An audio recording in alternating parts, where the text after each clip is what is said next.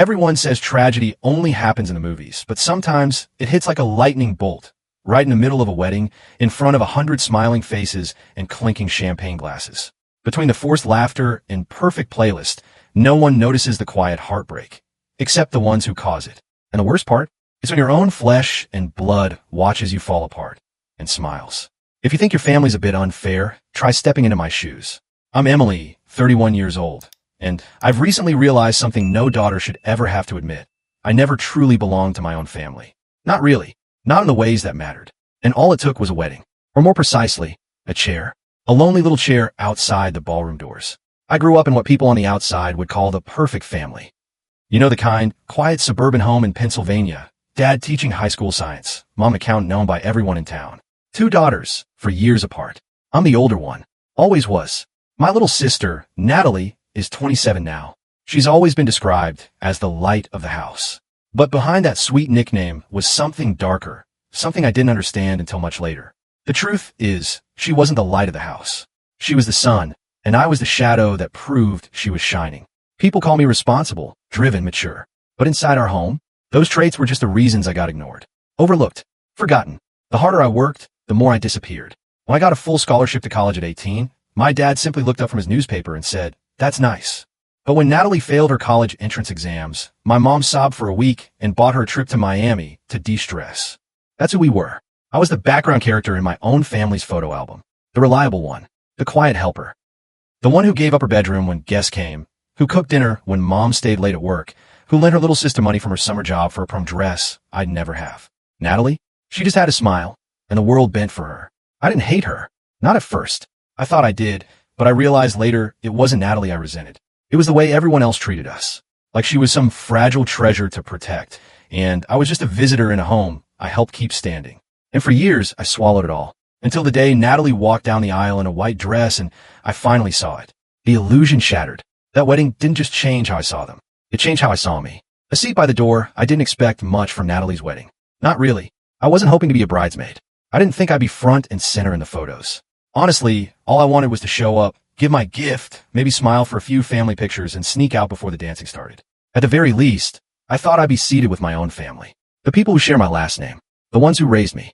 But that day made one thing heartbreakingly clear. I wasn't family. Not to them. I was just a leftover. A guest they had to invite out of obligation. The older sister box on some checklist they couldn't avoid. I didn't realize at first. It wasn't some dramatic moment with crashing music and a spotlight on betrayal. It was quiet, subtle, cold. It began when I walked into the venue. This stunning, fairy tale-like building in Boston that looked like it had been stolen straight from a Pinterest wedding board. Golden lights in every window, soft white flowers hanging from the arches, pastel pinks and creams painting the entire room in a glow that felt expensive. Magical. I clutched the invitation, the one my mother mailed to me just a week earlier. No personal note. No call. Just a printed invite, like I was a coworker or a casual acquaintance.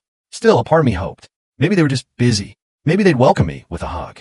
Maybe this time, y de balón. The second I stepped in, I saw the bridesmaids posing by the giant floral backdrop. All of them Natalie's college friends, law firm colleagues, even the girlfriend of her fiancé's best friend. A girl Natalie had once complained about during dinner, called her too clingy and loud. But she made the bridesmaid list. Me? I didn't even make the conversation. And still not a word. No explanación. No apology. I forced a smile, swallowed the tightness rising in my chest, and walked to the front table where the seating chart was displayed. 40 tables, maybe more, each one beautifully labeled in elegant script. I looked once, then twice.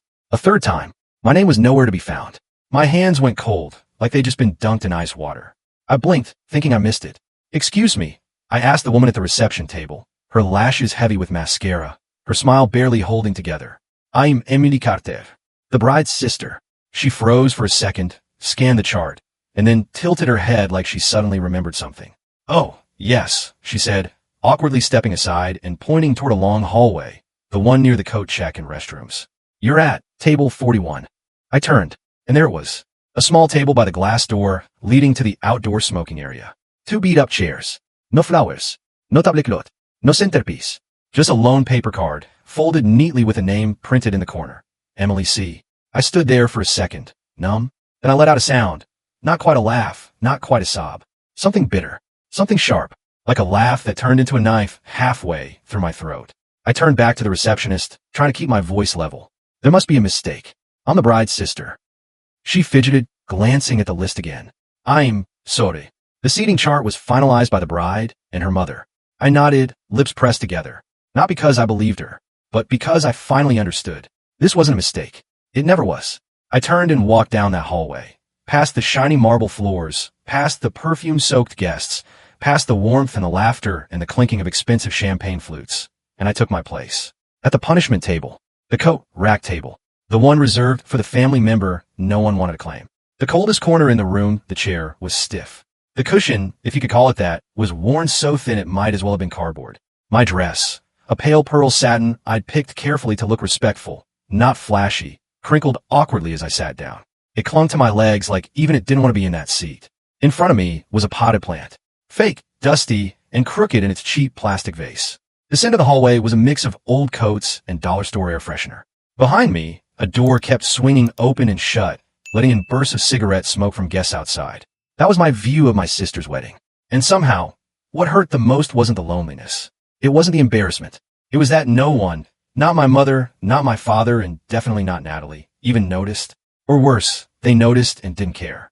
I sat there alone, pretending to sip from a glass of lukewarm water, staring at the blurred reflections of chandeliers through the frosted glass of the ballroom doors. Inside, laughter rose like music. The violin quartet played a soft romantic tune. Champagne flowed. Cameras flashed. I could see my father shaking hand with guests. My mother stood by Natalie's side, glowing with pride. And there was Natalie herself, radiant in her Vera Wang gown. The one Mom had complained about for weeks, saying she'd had to cut back on groceries and skip her spa days to help pay for it. And not one of them looked my way. Not once. That was when I felt it, the quiet, dull weight in my chest crack into something sharp. Not loud, not dramatic, but final. And then the door behind me opened again. High heels clicked against the marble. Not rushed, not casual, measured, confident. A woman's perfume wafted through the air, strong and sweet and smug. I didn't turn around. I didn't have to. Oh, the voice said, mockingly cheerful. You must be the sister. Now I understand why this seat's been empty for so long. I looked up. The woman standing in front of me was dressed like she'd walked out of 1980s soap opera. Tight wine red dress, platinum blonde curls sprayed into submission, makeup applied like war paint. She didn't smile to be kind. She smiled like someone who enjoys poking bruises. I'm Valerie, she said, extending a hand dripping with costume jewelry. Mother of the groom. Or should I say, mother-in-law of the year. I stood up, shaking her hand politely. It was cold, stiff, and clammy, like a handshake that knew it was for show only. Emily, I said simply, the bride's sister. Oh, she purred, dragging the word like she was tasting it. Then her eyes swept the table, her lips twitching. I thought this was where they kept the coats, or the extra forks. She laughed, alone, covering her mouth with perfectly manicured fingers. I didn't laugh with her. I thought it was a mistake too, I said softly. But apparently not. Valerie gave a little shrug. Well, you know how weddings are. Priorities. Some people get the spotlight. Others get what's left. She said it sweetly, but the poison was unmistakable. I stared down at my glass, tightening my grip just slightly. Is that what you think? That I don't matter enough to sit in the same room as my family? She leaned in, lowering her voice. I'm just saying, not everyone born into a family actually fits into it. And just like that, there it was. The quiet confirmation of every unspoken feeling I'd carried for 3 decades. This wasn't a simple oversight. This wasn't a clerical error. This was a message, delivered with perfect lipstick and a fake smile. Well, I said, my voice steady but low. Thanks for saying it out loud. Makes me feel a lot less crazy. Valerie paused for half a second, just long enough for her expression to twitch, just long enough for me to see that crack in her confidence. She gave a tight, forced laugh and straightened her dress. You should get used to it, she said. Big events like this, they're for the people who really matter. The rest of us, we learn to smile and stay in our corner. I looked her right in the eyes. Calm, cold. And sometimes, I said, the ones smiling in the spotlight are the first ones to be exposed when the lights go out. Her eyes narrowed. You're something else, she muttered. Thanks, I said with a faint smile. I used to think Natalie was something else too. Until today. Valerie didn't reply. But I saw it, that flicker of uncertainty. The kind of unease that spreads when someone realizes they might have underestimated the wrong person. She turned and walked away, heels clicking like punctuation marks in the hallway. But I stayed there, seated beside the fake plant and the coats and the stench of cold smoke, my mind burning. They thought I would take it. I'd sit there, silent like always. But they forgot something. Even shadows learn how to move when the light betrays them. The The curtain comes down. I don't even remember standing up. One moment, I was seated at that pathetic little table, my personal exile, and the next, my legs moved on their own. I had no plan, no speech, no strategy, just rage. Cold, focused rage. The ballroom doors weren't guarded, but it still felt like I was breaking in. As if I didn't have permission to be where my own family was celebrating. But I walked straight through, head high, dress clinging to me like armor. The music was soft, glasses clinked gently. The violinist played on like nothing was wrong. And there she was, Natalie, center of the universe, center of attention. Her fake smile glowing under fairy lights, bridesmaids orbiting her like planets. My mother stood close by, glowing. My father nearby, shaking hands like a polite ghost. I didn't stop walking. I didn't flinch. In my hand was the little white card, table 41, Emily C. I stepped up to Natalie, holding it out like it was evidence in a courtroom. Tell me what this is. She blinked, eyes barely flicking over the paper. Then her eyebrows rose, as if amused. All right, there were a few last-minute changes, she said breezily. I forgot to let you know. Last-minute changes? I repeated, my voice steady, but loud enough to cut into the hum of conversation. You put me in a hallway, Nat, next to the coat rack. She gave a little shrug, all faux casual and rehearsed. I mean, you don't really talk to anyone anymore, right? You live in Portland now. You don't even visit. I felt the floor tilt. You're my sister, I said slowly, fists clenched so tightly the blood had stopped flowing. Not some old friend I fell out of touch with. I'm your family. Natalie looked at me with a smirk she didn't bother to hide. Even family needs to stay close to be close. That's just how it is. That was when my mother appeared, perfectly timed, like she'd sensed an inconvenience in the air. Emily, she said in a tone that was half warning, half performance, let's not make a scene. It's a happy day. I turned to her, the anger in my chest no longer warm. It had gone cold. Heavy. Solid. A scene? I asked. You stuck me in the hallway like I was a delivery driver. And now I'm the problem because I'm not pretending it's okay? My mother reached out, touching my arm in that soft, condescending way she always did when she wanted to steer me away without making a fuss. Sweetheart, Natalie worked so hard on this day. She didn't mean anything by it. Don't ruin her moment. I stepped back. Just a step. But it felt like crossing a line I could never return from. She didn't mean it? I said quieter now, the kind of quiet that hurts more than yelling. Look at where you seated me. Look at the name card. Look at me. They wouldn't. They never did. Natalie crossed her arms. The smile was gone now. Just her real face, cold and annoyed. I told Mom not to expect any special treatment for you, she said. You haven't been part of my life in years. And just like that, it broke. The last string holding me to the idea that maybe, just maybe I was wrong. That maybe I was overreacting. That maybe deep down they loved me. They didn't. Not enough to count. Not enough to care. A thick silence fell between us. Between me and the two women who raised me and erased me in the same breath. And neither one said a word. Not to stop me. Not to comfort me. Not to apologize. So I turned around and walked away, through the ballroom, past the cake table, past the glowing lights and floral arches. Not a single person followed me, because in their eyes, I was always just a shadow. But they forgot what happens when a shadow decides to step into the light. Lighting a match, I returned to the hallway. No, not a hallway. Let's call it what it was. The exile corner. The place they reserved for people they wanted to forget. I sat back down at that stiff, bare table, the fake plant still leaning sideways like even it couldn't stand being there. My champagne glass from earlier was still half full, the bubbles long gone. Everything in me was screaming. But outside, I was silent. Until I heard those heels again. Sharp, confident, coming straight toward me like they belonged in the room. Unlike me. There you are. The voice rang out, too chipper to be sincere. I was wondering who this sad little table was for. I didn't even have to look up. I already knew. Valerie, the mother of the groom. The woman with the wine-red dress and that voice polished in judgment. She stood in front of me like she'd found something dirty on the floor and was pretending it was fascinating. You're really sitting here? She asked, eyes scanning the area like it was beneath her. I thought this was a table for purses. Or maybe the catering staff on break. I let out a breath through my nose. Controlled. Calm. I thought it was a mistake, I said again, my voice sharper now. Turns out, it's just intentional cruelty. Valerie laughed, the kind of laugh that didn't reach her eyes. Oh, don't be so sensitive. Chloe told me they had to prioritize seats for people closest to her. I mean, you understand, right? Weddings are about the people who matter. I tightened my grip on the glass. People who matter. It was always that, wasn't it? Not kindness. Not effort. Not years of loyalty. Just proximity to the spotlight. Valerie leaned in slightly, her voice lowering as if she was about to share a secret. But hey, she whispered, don't take it personally. Some people are just born on the outside. It's not your fault, really. And in that moment, something inside me clicked. I stopped being the quiet sister. The understanding daughter. The one who always smiled politely and stayed in her lane.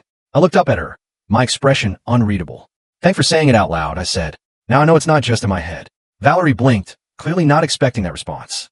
She straightened, brushing invisible dust off her dress. You should get used to it, she said again, her voice sharper now. People like us know how this works. We stay in the background. We smile and clap. That's our role. I tilted my head, and the ones who think they're untouchable, they usually fall the hardest. Her smile faltered for a split second. I used to think Natalie was impressive, I continued. But now I see it clearly. She's just a queen in a kingdom made of mirrors. And those always crack eventually. Valerie said nothing. She just stood there, eyes narrow, lips pressed. And I knew. I'd unsettled her. Good. Because I wasn't done. Not even close. I stood up, smoothed my dress, and picked up my glass. The one I hadn't touched until now. I took one long sip, feeling the bitter edge of the champagne coat my tongue. Then I turned and walked back toward the ballroom. Not slowly, not nervously. I wasn't walking into someone else's celebration anymore. I was walking into my reckoning. They thought I'd sit out here forever. They forgot that the ones you push away are the ones with the most to say when they finally decide to speak. The first strike I didn't storm in. I glided, champagne in one hand, my spine straight, each step echoing against the polished ballroom floor like a countdown.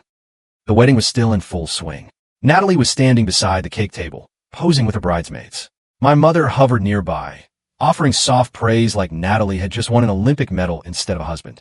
And me? I wasn't planning to make a scene. But sometimes, a scene writes itself. I spotted Valerie chatting with a group of older guests, her laugh fake and syrupy. They were nodding politely, clearly impressed. She loved that. Loved being center stage. So I gave her a spotlight she'd never forget. I stepped up next to her and raised my glass with the kind of smile that only comes when you're seconds away from detonation. Mrs. Valerie, I said sweetly, you remember yesterday, right? When Natalie was panicking over the seating arrangements? Her expression twitched, but she recovered quickly. Yes, what about it? I tilted my head innocently. She was worried certain people might sit too close to the head table, that they might appear in too many pictures. Remember that? Her smile froze. I leaned in just enough to lower my voice, but still be heard. She said your dress would cheapen the photos. Gasped from nearby. One woman almost dropped her wine glass. Valerie's face drained of color. She said what? Her voice cut the air like a knife. She didn't mean it, I said, sipping casually. She just didn't want distractions. You know how image-obsessed Natalie can be. Valerie was trembling now, hands curled around her clutch like it was the only thing anchoring her to the earth. She said that about me, she hissed, voice sharp and raw. I nodded slowly, voice calm. She also mentioned the cake tasting, that you followed her around, that if you tried to give a speech, she'd lose her mind. Her words, not mine. The room temperature dropped. Every conversation slowed. Eyes started to turn, and that's when Valerie snapped. She spun on her heel and marched through the room like a thundercloud in heels. Natalie! My sister turned just in time to see Valerie barreling toward her, face flushed, voice rising. You really think I look cheap? You think I ruined your wedding photos? And you just planned to smile through it like nothing? Natalie blinked, frozen in place. What? No. Who told you that? Your sister, Valerie snapped. She told me everything. The seating, the insults, the fake smiles, all of it. The violin music screeched to a halt. Gasps, whispers, phones being raised, people could smell drama. The air was electric with it. Natalie turned to me, eyes wide, voice rising in panic. You made that up. You're trying to ruin my wedding. I raised my glass again, this time in a half toast. I just repeated what you said. If it's embarrassing, maybe you shouldn't say it at all. My mother tried to intervene, placing herself between us, her smile faltering under the weight of what was unraveling. Emily, she hissed under her breath, stop this. This is your sister's special day. I looked at her, dead in the eyes. It stopped being special the moment you let her shove me out by the garbage cans and called it family. She didn't reply. Because what could she say? Valerie's voice cracked through the silence again, turning back on Natalie with a fury. I paid for half this wedding. The venue, the flowers, the cake, and this is how you repay me? Whispering behind my back. You ungrateful little brat. Natalie's face was crimson, her eyes wide with disbelief as she looked at her husband. Evan, say something. You know I didn't say that, right? But Evan, he didn't rush to her defense. He stepped forward slowly, hands in his pockets, his jaw tight. Actually, he said, his voice low, you did say something like that. You told me your mom was a bit much, that you were just dealing with her until the wedding was over. Natalie looked like she'd been slapped. So now you're turning on me too? She cried. All of this because my sister didn't like her seat? Evan didn't respond. He just stared at her like he was finally seeing her clearly. My mother tried one more time, her voice now edged in desperation. Emily, please. Enough. This is humiliating. I turned to her, the weight of 3 decades crashing down behind my eyes.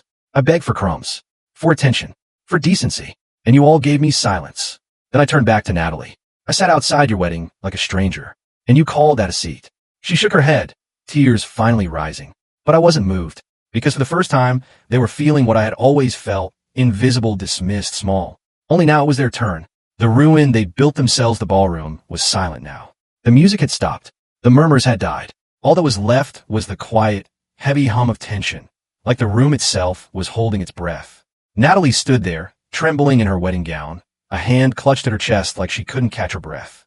Her flawless curls had fallen slightly, her makeup cracked at the edges. The bride, moments ago the picture of perfection, now looked like a child cornered by consequences. Her voice broke through the silence, high-pitched and cracking. "This is all your fault," she shouted at me, her face twisted with rage. "You couldn't handle not being the center for once. So you came here and destroyed everything. You ruined the most important day of my life because you're bitter." I didn't flinch. I didn't even blink. I stepped forward slowly, my voice low and unwavering. "I'm not bitter, Natalie." I paused. "I'm free." You could feel in the room. People weren't just watching anymore. They were listening. I spent my whole life being told to stay quiet so you could shine. I gave you everything. I covered for your mistakes. I worked part-time jobs to buy you prom dresses. I kept peace so mom wouldn't cry. And you've always acted like I was in your way. Natalie's lip trembled. "You're twisting everything." I didn't let her interrupt. "No, I'm untwisting it. I'm laying it all out, finally." My mother rushed forward, placing herself between us again like a failing dam trying to block a flood. "Emily, stop it. Please. People are staring." I turned to her. "Exactly. People are watching. And that's always been your priority, hasn't it? Appearances. Not people. Not your daughters." Her mouth opened, but no words came out. Just a soft, panicked noise. "I wasn't angry when I got that seating card," I said. "Not at first. I was sad, because it confirmed something I spent my entire life trying not to believe." I looked straight into Natalie's eyes. "That I was never family to you." She shook her head, stepping back as if the truth stung more than any insult. "You're so dramatic," she said through clenched teeth. "You were always so dramatic." "Maybe," I said. "But it's funny how the dramatic one is the only person telling the truth." Just then, Evan, the groom, took a slow step forward. His face was pale, expression unreadable. "I need some air," he muttered, then turned and walked away, disappearing through the side exit, leaving his bride alone in the ruins. And that was the moment everything changed. The perfect wedding was over. The illusion was shattered. Natalie stood in the middle of it all, glittering gown, perfect lighting, makeup running. No longer a princess, but a cautionary tale. Valerie, the once proud mother-in-law, now stared at her new daughter-in-law like she'd just uncovered scam. Her posture stiffened, her arms folded. "I'm done," she muttered. "You're not who I thought you were." She turned and walked away too, heels clicking with finality. Natalie's eyes darted across the room, searching for someone, anyone, who might still be on her side. But no one moved. The bridesmaids stared silently. The groomsmen looked away. My father. He stood in the far corner, pressed into the wall like he wished he could disappear. My mother placed a hand on Natalie's back, trying to whisper comfort, but even that felt rehearsed. Hollow, like an actress who missed her cue, but decided to perform anyway. I took a final look at the room. The torn veil, the crooked cake, the silent crowd. Then I turned and walked away, slow, measured, dignified. This time, they didn't try to stop me. Not even once.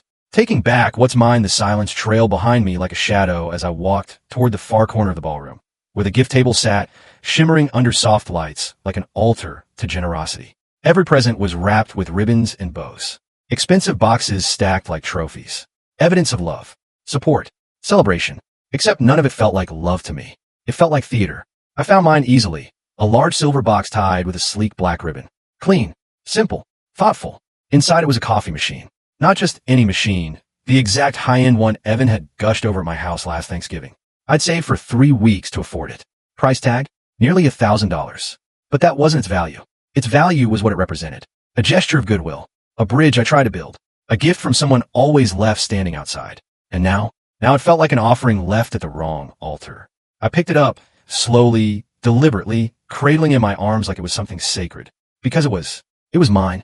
The second I turned back around, I locked eyes with Natalie. Her wedding dress shimmered under the lights, but she looked small, smaller than I'd ever seen her. Her face was flushed with humiliation, her posture stiff with disbelief. "What the hell are you doing?" she hissed across the room, her voice sharp, frantic. "You can't just take that." I shrugged, the silver box resting comfortably in my arms.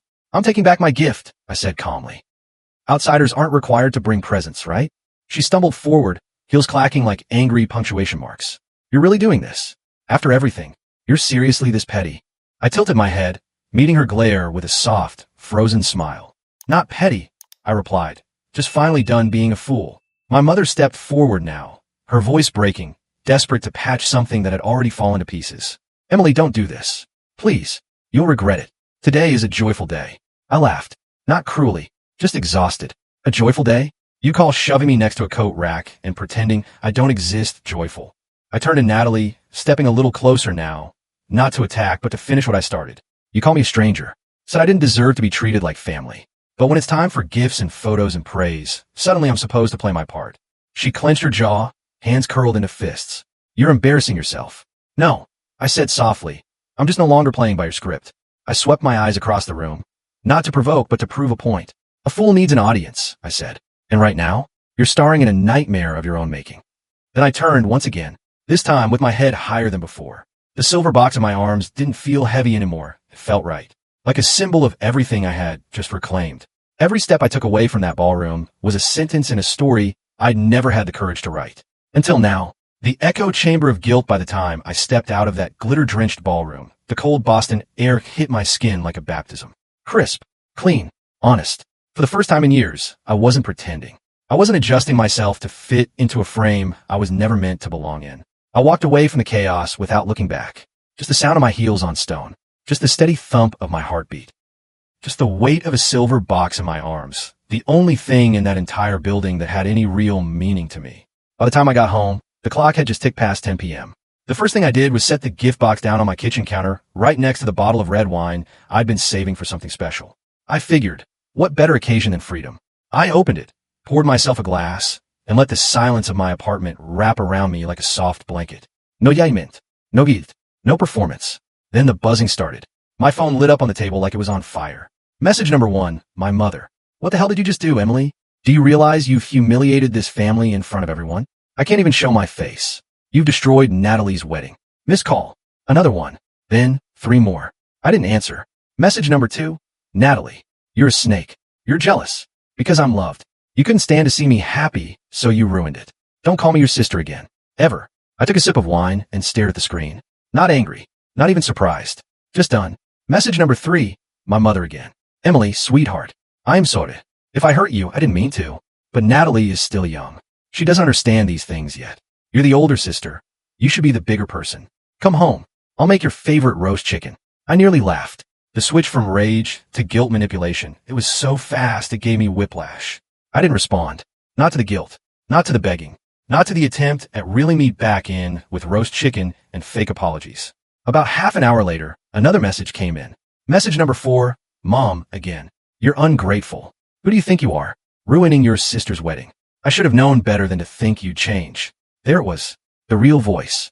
The one that had always lived beneath the soft sweetheart tones. The voice that snapped the moment you stopped bending. I placed the phone face down. Let it vibrate against the wood like a wasp trapped in a jar. Let it buzz and buzz and buzz, full of panic now that their control had cracked. But I didn't pick it up. Because for the first time, that old familiar guilt, the kind they'd weaponized my whole life, had no power anymore. I was free. A voice I'd almost forgotten the next morning was quiet. Too quiet, actually. The kind of quiet that feels earned. I got up, stretched, watered my plants, and poured myself a cup of coffee. No ceremony, no noise. Just peace. The gift box still sat on the kitchen counter, unopened, like a reminder of who I used to be and how far I'd finally stepped away from her. And for once, I didn't feel hollow. I didn't feel like I had to justify myself. Then my phone rang. Not a message. Not another rant. A call. Dad flashed across the screen. I froze. He had always been the background parent. The quiet one. Too quiet. The man who said little, stood still, and let the women in the family steer the narrative. For years, he stayed neutral, which in our house really meant silent. Still, something about that name on my screen made my chest tighten. I answered. Hello. There was a pause. Then came the voice I hadn't heard in months. Gentle, scratchy, and slower than I remembered. It's me, he said. It's Dad. Another pause. Are you okay? I swallowed, leaning back against the kitchen counter, one hand wrapped around my mug. Yeah, I said softly. Better than I've been in a long time. There was silence on the other end. Not the awkward kind. The heavy kind. The kind that means that someone is trying to find the courage to say something they've never said before. I know yesterday was, he paused, a mess. A breath. I won't make excuses, Emily. I saw it. All of it. Not just at the wedding. For years. I stood still, my fingers tightening around the handle of the mug. I watched your mother and Natalie treat you like you were a burden. I told myself staying out of it was keeping the peace. But it wasn't. It was cowardice. I didn't speak. I couldn't. You didn't ruin that wedding, he continued. You exposed the truth. And I'm ashamed it had to come to that for me to finally speak. My eyes stung. Not with anger. Not with bitterness. With something else. Something like grief, but quieter. I'm not angry at you, I said, my voice barely above a whisper. I just wish I didn't have to stand alone. There was another pause on his end. Then, you're not alone now. Silence again. But it wasn't empty this time. It was healing. You don't need anyone's forgiveness, he added, voice thick. But if there's one person in this family who owes you an apology, it's me. Something broke inside me then, not in pain, but in release. I appreciate that, I whispered. I really do. We didn't speak for much longer after that. There was nothing else to say. No dramatic conclusion. Just a shared breath of honesty in a family that had always pretended. And that was enough. That morning, I felt something inside me settle. For the first time in a long, long time. I didn't feel invisible. I felt seen. And that was worth more than any wedding toast or table near the cake. When the curtain falls, the truth takes the stage the days after the wedding played out like the slow unraveling of a script no one remembered writing. I didn't post anything. Didn't defend myself online. Didn't send long explanations to relatives or friends or anyone else trying to pick sides. I didn't need to, because when the truth is real, and when it's finally spoken after being buried for decades, it doesn't need backup. It echoes on its own. Natalie, of course, had other plans. 3 days after the wedding, she posted a long, dramatic status on Facebook, the kind where every sentence ends in an exclamation point, every paragraph dripping with wounded pride. Some people just can't stand to see others happy. My own sister ruined the most important day of my life because she couldn't handle not being the center of attention. I was humiliated, disrespected, and attacked in front of my guests. I'll never forgive her. She attached a photo from the wedding. Her in the dress, her makeup still perfect, smiling before the storm, trying to sell the fairy tale again. But the comments? They told a different story. Wait, didn't someone say your sister was seated out in the hallway? That can't be right. Why wouldn't she be at your table? She's your sister. I saw a clip, someone posted it. The mother-in-law looked furious. What happened really? There's more to this. Doesn't make sense that someone would act out unless they were seriously provoked. Natalie didn't respond to those. She tried to ignore them. Tried to bury them under replies from a few loyal friends saying, "You looked gorgeous, babe, and you don't deserve the drama." But it wasn't working. The narrative was slipping out of her hands. People weren't buying the jealous sister story anymore because the photos didn't lie. And apparently, neither did the guests. Word got around. People whispered at brunches, messaged each other in group chats, quietly admitting what they saw. That I was seated by the coat check. Then no one spoke to me. That I left carrying my own wedding gift like I'd stolen it. The mask had fallen, and Natalie didn't know how to survive without it. As for her new husband, Evan never went on the honeymoon. I heard through a mutual friend that he moved back into his mother's house 4 days after the wedding. He wasn't taking Natalie's calls. Wasn't replying to her texts. Apparently, Vanessa, the mother-in-law who had once mocked my seat, now refused to speak to Natalie at all. She told her own friends that she was lied to, embarrassed, and completely disrespected. Poetic, really. Natalie tried one last time to reclaim control. A carefully worded clarification post. Something about miscommunications and misunderstandings. She blamed the venue, then blamed the planner, then, finally, hinted at a family member who'd always struggled with resentment.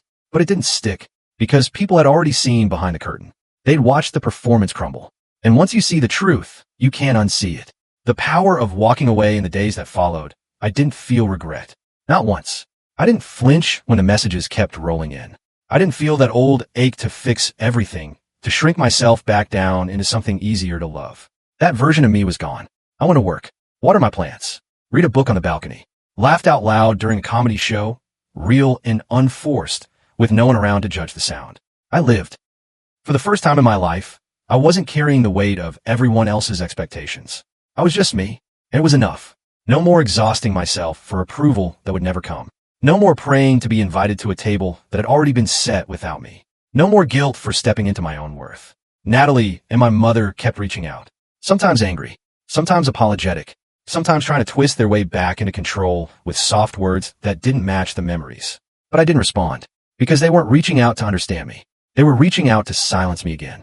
And I wasn't available for that anymore. As for Evan, He disappeared from Natalie's life entirely. Quietly. Completely. One day, he was the groom. The next, a shadow and a story she couldn't keep straight. I heard he moved across the state and started seeing a therapist. Good for him. Vanessa? She cut ties clean. Told people she dodged a nightmare of a daughter-in-law. Natalie tried to spin it, of course. But it turns out, when you treat people like props, they don't stick around for the next act. I never replied to her last message, the one where she begged me to help clear her name. Because it wasn't my job to rebuild a stage she'd burned to the ground. She had played the star her whole life. But she forgot the one truth I had learned the hard way. When you treat someone like a background character for long enough, they stop playing along. And when they finally step into their voice, you can't mute them. You can't unwrite them. You can't pretend they were never part of the story. Because they are. I am. I stood at my window a few weeks later, sipping coffee from the machine I had bought for someone else, now mine. It brewed quietly in the background. Each drop a small, steady reminder that I gave to others without ever asking for anything back. But not anymore. Now, every gift I give will be given on my terms. To people who deserve it. To people who see me. And the rest? They can keep their illusions. I don't need a seat at their table anymore. I built my own. And it's quiet. And honest. And mine. When silence ends, healing begins. People often say family is everything. But I've learned that sometimes family is just a word. It can be a beautiful thing, built on love, loyalty, and presence. Or it can be a mask, worn to keep the dysfunction hidden, to excuse the unfairness, to silence those who no longer want to play their role. For so long, I confused peace with silence. I thought not speaking up made me stronger. That being the bigger person meant shrinking. That walking away meant losing. But now I know better. There's a difference between giving someone grace and giving them power over your worth.